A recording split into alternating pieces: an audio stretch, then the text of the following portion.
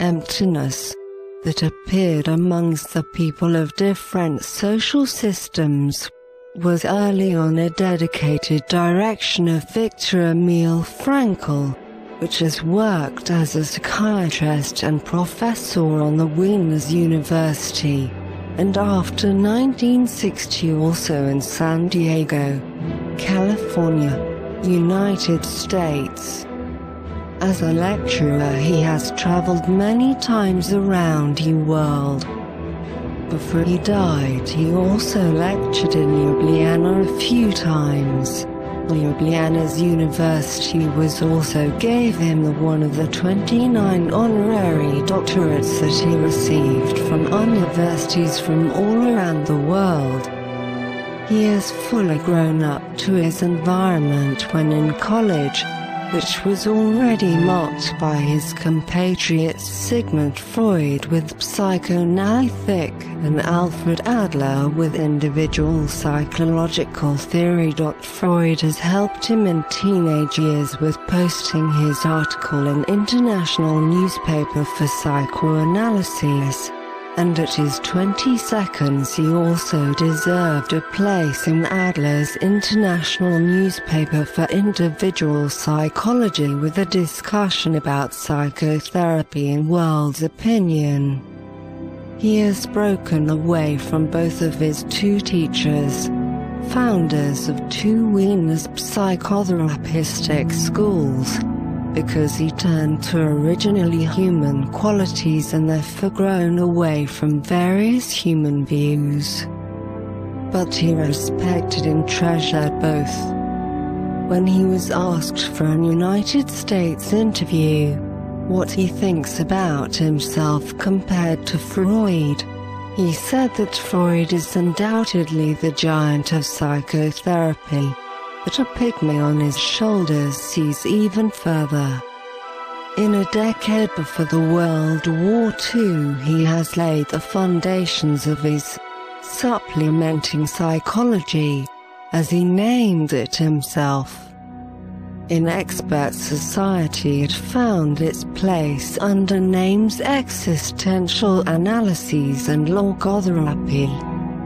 It's also referred to as Third Wiener's Psychotherapeutical School.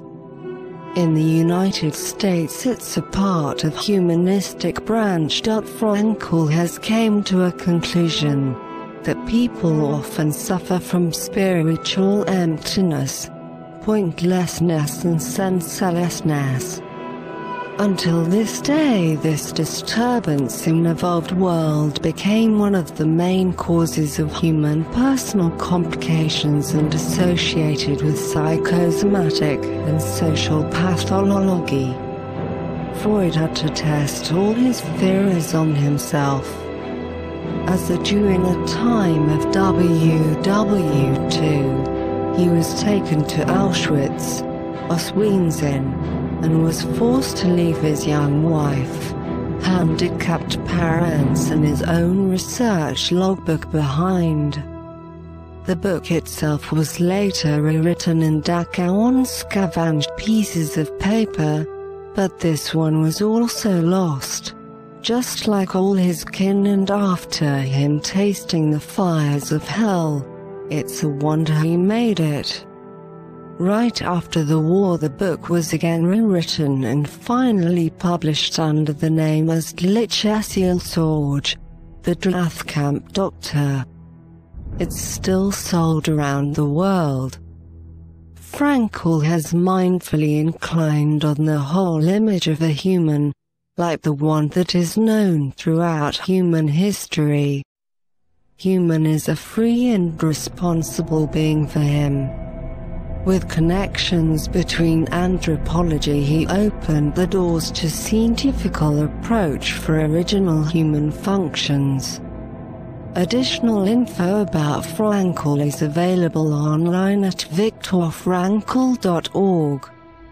There were many books about him in last few years, like the Auf dem Spur and des Logos, On the Trail of Logo, in which were published Frankl's letters with comments. Elizabeth Lucas, their most popular, Frankl's student, and Joseph Fabry, the pioneer of logotherapy on United States soil.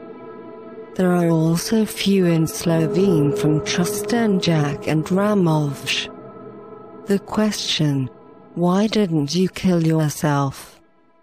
The patient is asked by a logotherapist with inclination to awake his will to sense, was also the question that Frankl asked himself when he got out of the camp. That is why the book Death Camp Doctor isn't just another death camp story, it has more of a testimonial meaning. This way Frankl confronts us, by the way, with his basic principles and cognitions that he connected with his theory of healing with sense. A. K. A. Logotherapy. So it was tested on Creator itself before it became a synonym. Emil Frankl was a simple man that was always ready to help his close ones. In his book he left us with moral teachings and life scenes, which occurred in familiar, cruel, dark and famous concentration camps. His book is considered one of the many works of this and others authors that shows reality image of life, or in this case, suffering, which was occurring in these camps. After reading this book we all deeply thought about heartfulness of main figure, as he had to leave behind family and everything he had as a young husband and leave under force. That is also what happened to Frankl. Author clearly describes the time he spent in all of the camps, and now we'll try to do the same, to describe the life and everyday situations in camps like Auschwitz, Dachau and other. His book is split into 3 parts. Periods: admission into the camp, camp life and after the liberation. Admission into the camp.